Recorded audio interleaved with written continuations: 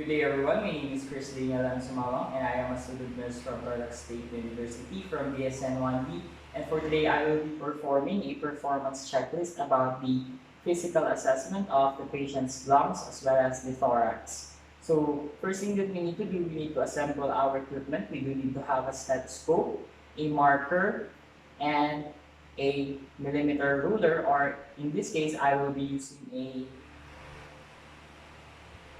tape measure. So we will now proceed to our assessment. So first thing that we need to do, we need to introduce ourselves to our patient, and we need to verify the patient's identity, and also we will be um, explaining the procedure with our patient. So, good day po sir. My name is Christina Lansumao. I am a student nurse from Thorax State University from BSN 1B, and I will be your student nurse for today. May I know your name po? Okay, so Sir Patrick, pwede mo ba tingnan yung wristband niyo po? Okay, thank you po. So today po Sir Patrick ay i-assess ko po yung pong thorax area as well as yung lungs niyo po. Is that okay with you po? Okay, thank you po. And after that, we will need to take some history taking to the patient if we need to ask or inquire some questions like, Sir, inuubo po ba kayo ngayon? Hindi naman po. Meron po ba kayong, since hindi naman po kayo inuubo, panigurado po, wala naman po kayong mga phlegm? Wala naman po. Or meron po ba kayong family history po ng lung diseases like asthma, emphysema, bronchitis, yun po? Wala naman po. So, nagtitake po ba kayo ng mga meds po? Hindi naman po. So, meron po ba kayong mga allergies? Wala naman po. And last question po, naninigarilyo po ba kayo? Hindi naman po. So, now we will proceed to our next step. We need to perform hand hygiene and observe other infection control procedures. And we need to put on PPE if indicated.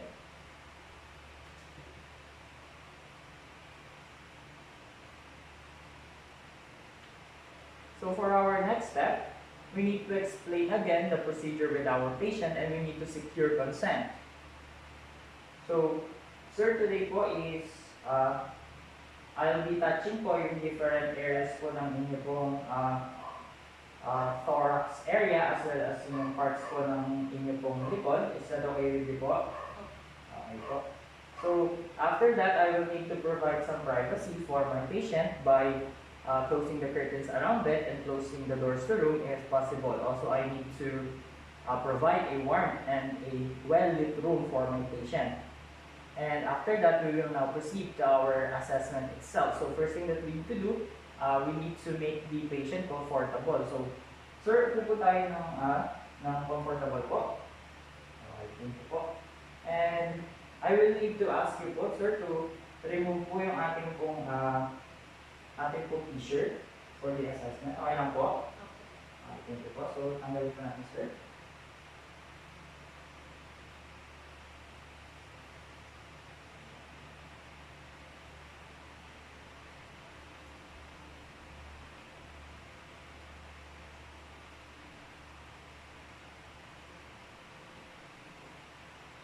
And for our next step, we need to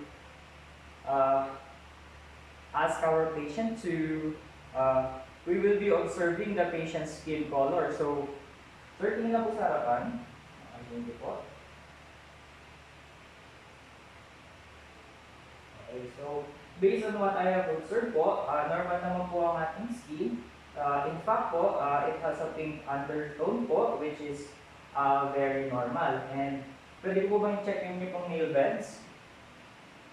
Thank you po. So, lips po. Okay, thank you po. So, normal din po ang ating lips. Meron po ito pink undertones or pinkish color po. Okay po. And for our next step, sir, ano po tayo? Tuwid lang po natin yung ating upo. Okay. Sir, i-assess ko lang po yun yung pong structures po ng inyong thorax. Is that okay po?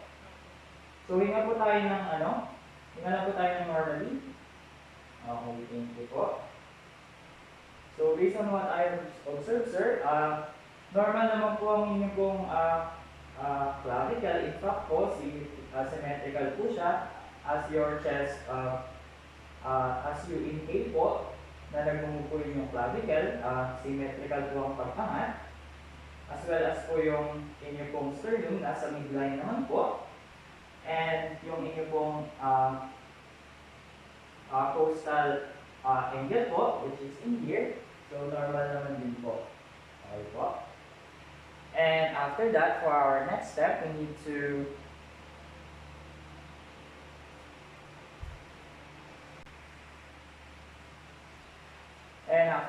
sir, i-check ko lang po yung inyo pong chest configuration and for its shape po. So, tingin lang po dito sa front. So, based on what I have observed po, mas wide po yung inyo pong transverse diameter kumpara po sa inyo pong anterior-posterior diameter po. So, it has a diameter of a ratio of a 2:1. So, that is very normal po. So, okay po. So, after that po, we will wait po for about 1 minute before proceeding po. Okay lang po? So, wait po tayo ng 1 minute.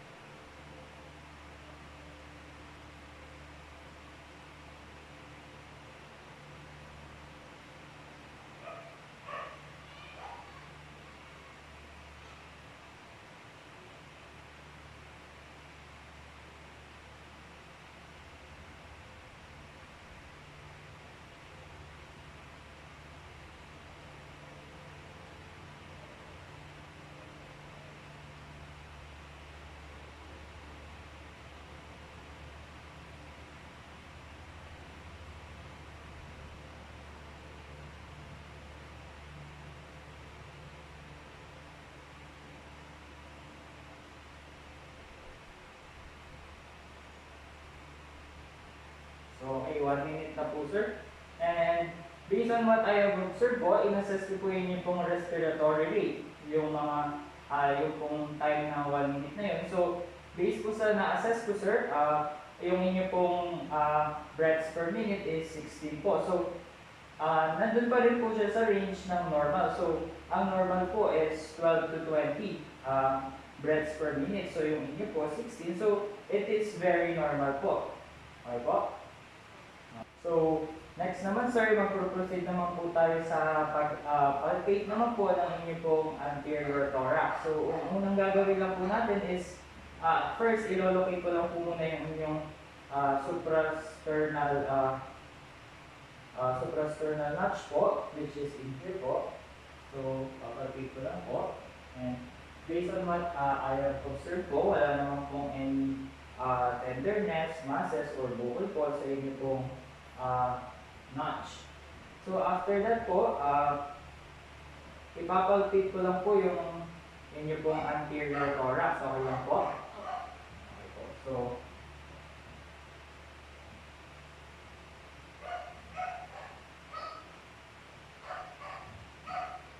sabihin niyo po sa akin kung meron po kayong nararamdaman ng mga pain po. Okay po? Okay. Taas na natin po. So, may naramdaman po ba tayong mga pain? Wala. Okay, wala naman po. So, based on what I have observed, sir, yung inyong pong sternum ay flat naman po, except po syempre sa mga ridges. And other than that po, wala rin pong mga tenderness, masses, or other inflammation po sa inyong pong sa aking pong pagpalpate. And after that, sir, I will be inspecting naman po yung inyong pong thoracic inspection and expansion po. Sa toy po. So, sir, ilalagay ko lang po yung aking pong hands dito po sa inyong pong thoracic. So, I will need to ask you po, sir, can you please breathe po? Ito po. So normal naman po sir kasi as I have observed po, nag-move po yung aking hands away from each other po, which is normal po. So ibig sabihin po nun symmetrical po yung ating pong yung inyo pong ating pong pag-assess. Okay po? And now po is assess naman po natin yung inyo pong tactile retinus. Okay lang po? So sir, sa pagpatong po ng kami ko po sa inyo pong mga body parts is I will need to ask you po to state the word 99 po. Okay po? So sir,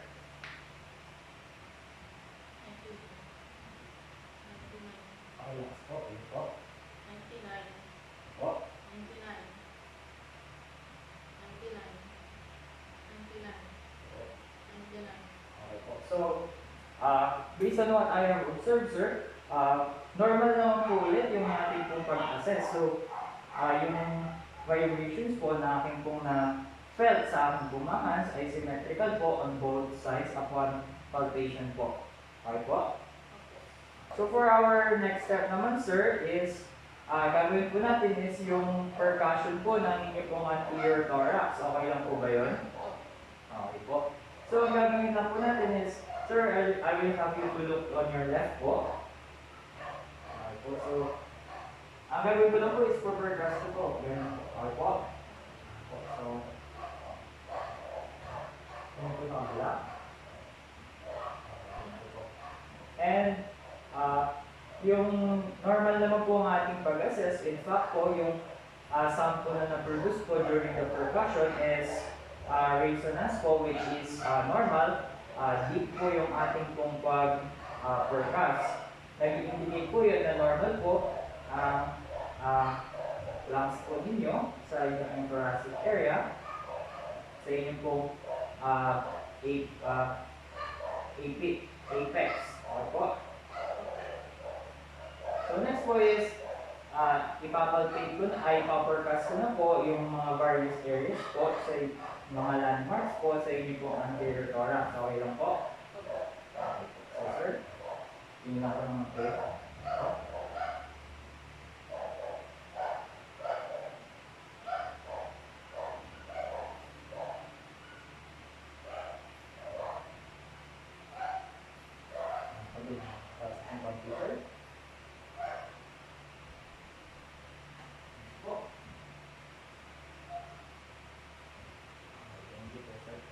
So, gaya po ng sabi ko kanina, normal din po ang ating pagka-assess po sa inyo pong mga landmarks po sa ating pong anterior thorax. So, the sound that was produced po is resonance din po, which is indicating a normal anterior thorax po. Okay po? So, for our next step po, sir, is we will be auscultating po yung inyo pong anterior thorax po. Is that okay po? Okay. What we're going to do po is I will need to ask you lang po to take deep breaths po. Okay po? So, breathe po tayo, sir. Okay, so po. Habang naman po sa task po natin po. Okay, so po yung takilo po. Breathe po. So po. And from the left side po. Next po. So based on what I have observed po, there are no indications of short breaths po, which is very normal po. Okay po. So next po is I will be auscultating naman po yung inyo pong apices. So dito po yun sa magkabilang side. Okay po. So breathe po.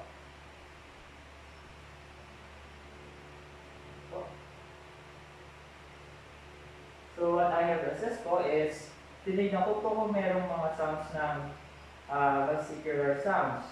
So normal naman po yung inyo pong na-produce ng sounds during po your inspiration. Okay po. So next po is I will be auscultating naman po yung inyo pong bronchi.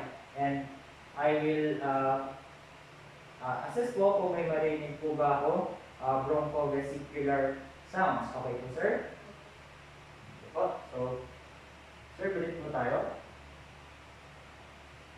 Okay po. Next po. Okay po. So, for our next naman po, based on what I have assessed po, normal naman po din po ang inyong pong pag-breathe in po, and na-auscultate po natin yung inyong pong bronchi. So, normal naman din po yung sound na na-produce. And now, sir, I will now proceed po sa pag-auscultate po on the landmarks po ng inyong pong anterior thorax po. Okay lang po? Okay po. So, breathe lang po tayo kada lilipat po ng part po. Okay po? Okay, so start po tayo dito. Okay, next po. Next po. Next po. Next po.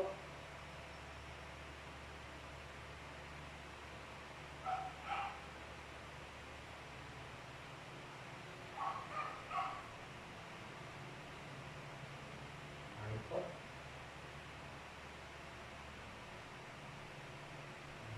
Okay po.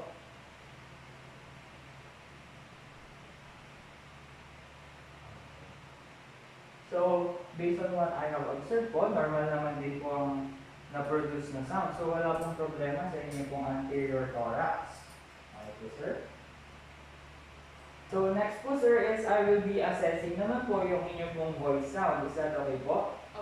So, ang gagawin na po natin, sir, every time na lilipat po ako ng pag-auscultate po sa inyong pong ating assessment po is I will need you to state po every time 99. Okay lang po? So, for our next step po, we will be auscultating na po yung inyong pong voice sound. Okay po?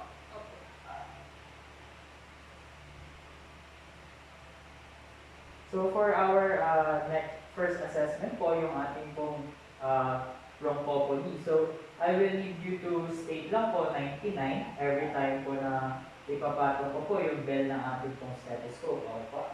Okay. So, po. 99. Po. 99. 99. 99.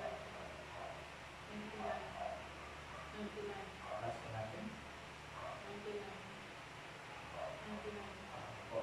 So, next naman po, para po sa ating assessment po ng inyong pong egopony, I will need you to state naman po letter E. E. Ano po? E. Okay po? Ano po? E.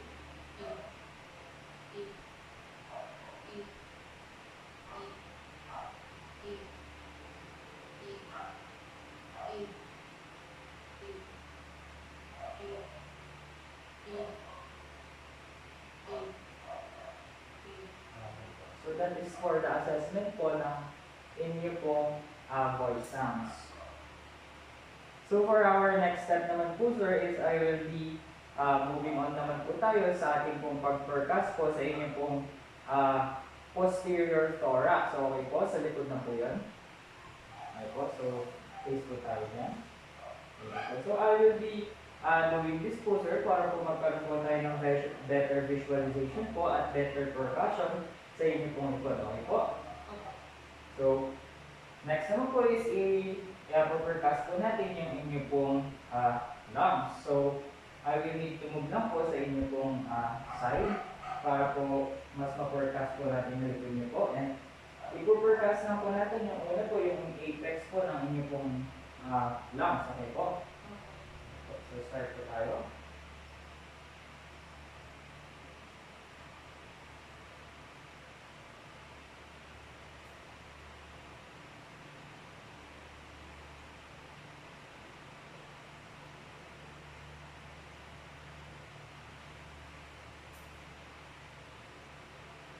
So, okay po. And next naman po is I will be percussing po yung inyo pong lung explorations po. Ilan po? So, to do that po, I will need you to breathe in na po. So, start po tayo dito. So, breathe po. Breathe in po. Hold po natin. Breathe po. And hold lang po yung breath.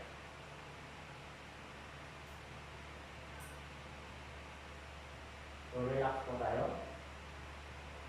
Breathe out po. Sir, I will be marking lang po sa inyo pong ito. Okay lang po.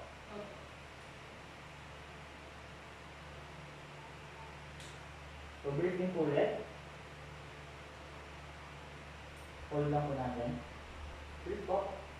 And hold.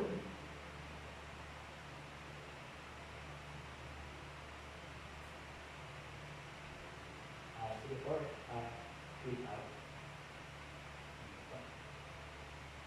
And we'll do this po sa kabilang side po, which is breathe po tayo ulit. Breathe in. Hold po.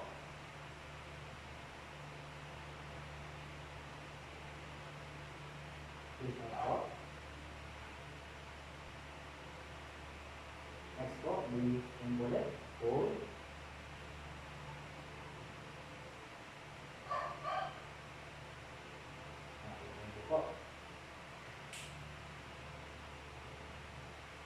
Susukatin ko lang po yung haba po ng ating pong pag-assess. So, sir, normal na normal is, which is, ang normal range po natin is from 3 centimeters to 5. So, normal po ang diaphragmatic excursion po natin. Okay po? So, I need to face na po ulit sa harapan, sir. So, for our next assessment naman po is I will be auscultating po yung inyong pong posterior thorax. Okay lang po? So, ang gagawin na po natin, sir, is I will need you to ask you lang po to every time na lilipat po tayo ng pag-auscultate po ng isang area is I will need you to breathe po again. Okay po? So, sir, lipat po rin tayo sa sorry, okay po. So, first thing that I need to do po is I need to visualize lang po yung landmarks po ng ating pong posterior thorax. So, andito po siya. So, dito, dito, dito, dito, dito, dito, dito, dito, and sa kabilang side po, dito, po. So, first po, I will be assessing po for tracheal sounds. So, sir, breathe lang po tayo.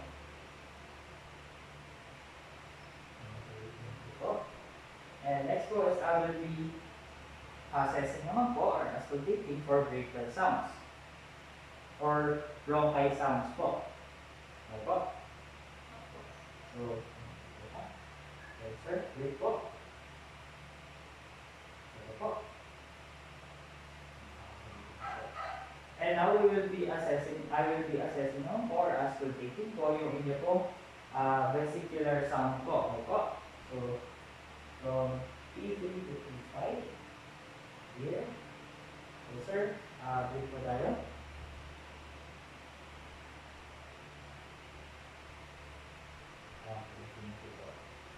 So, for our next step naman po is yung gaya po yung sinabi ko kanina na visualize po yung mga landmarks po ng inyong posterior thorax po. And I will need to ask you po to breathe po yung mga different parts po na pagpapatungan po ng bell ng ating stethoscope. Okay po? So, breathe po. Side po. Next po.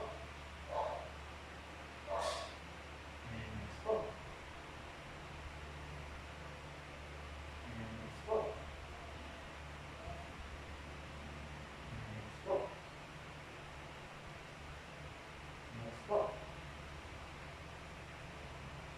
Next po. So, sa kabilang side naman po. Po.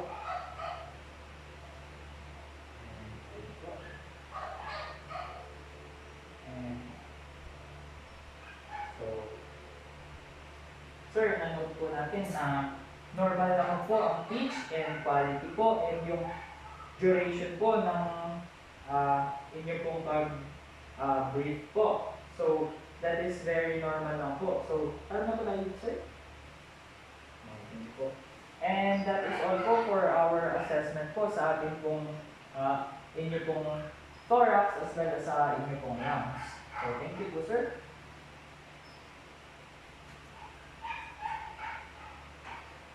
And after that, I will need to perform hand hygiene again after our procedure.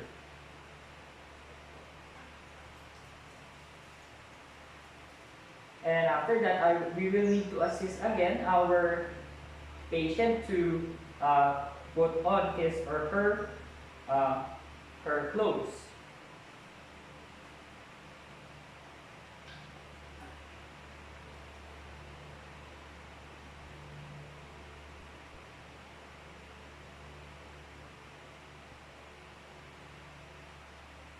Yes, sir.